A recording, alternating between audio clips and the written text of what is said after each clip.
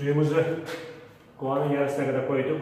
Şu anda alçımızı mayalandırmaya bırakacağız. 5-10 dakika.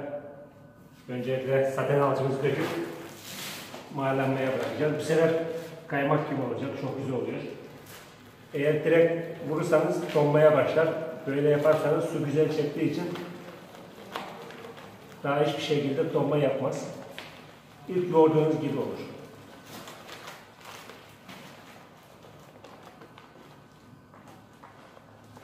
Suyun yüzüne çıktığı zaman bırakıyoruz.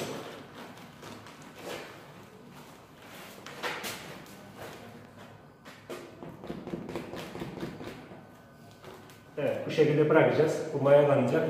En son makinemizle birlikte karıştıracağız ve aynı kıvamda devam edecek. Değerli izleyicilerimiz, tavana dekoratif alçı çekme işlemine devam ediyoruz. Evet, ilk önce diğer yardımcı arkadaşımız asmalinlerin aralarını, bu çizgilerini çekiyor. Güzelce düzleştirip daha sonra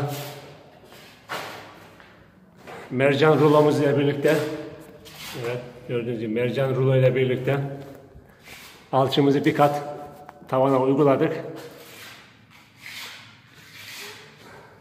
Güzel tırtıklı, aynı mağaralardaki gibi görünüyor. Burası ise ikinci katımız. İkinci katımızı yaptık.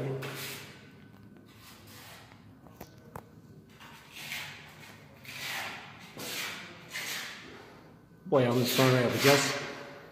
Biraz sonra buraya ikinci kat da atacağız kuruduktan sonra.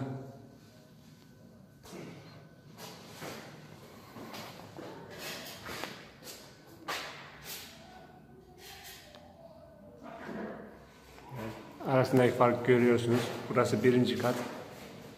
Buraya bir kat daha atacağız. Boyandıktan sonra daha güzel görünecek.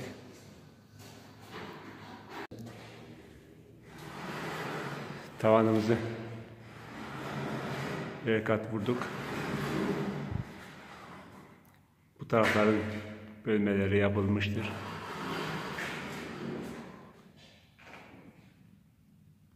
Buranın alçısı yapıldı. Dekoratif alçı. Tavana uygulaması yapıldı. Kurumasını bekliyoruz. Evet, görüyorsunuz. Dalgalı bir şekilde. Burası kendi evimiz olduğu için yapıyoruz. Kendi işimizi kendimiz görüyoruz bir nevi. Şimdi burası iki odanın birleşiminden buraya bir tane kemer yapıyoruz. Evet, çizgilerimizi çizdik. Görüldüğü gibi. Şimdi ise bantlarımızı yapıştıracağız.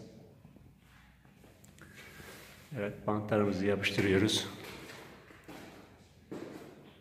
Aynen böyle devam ediyor.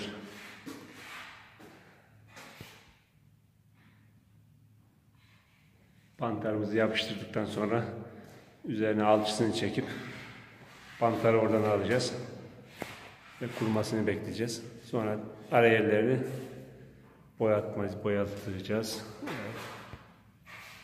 Önce şeklimizi kurşun kalemle birlikte çiziyoruz. Daha sonra bantlarını yapıştırıyoruz.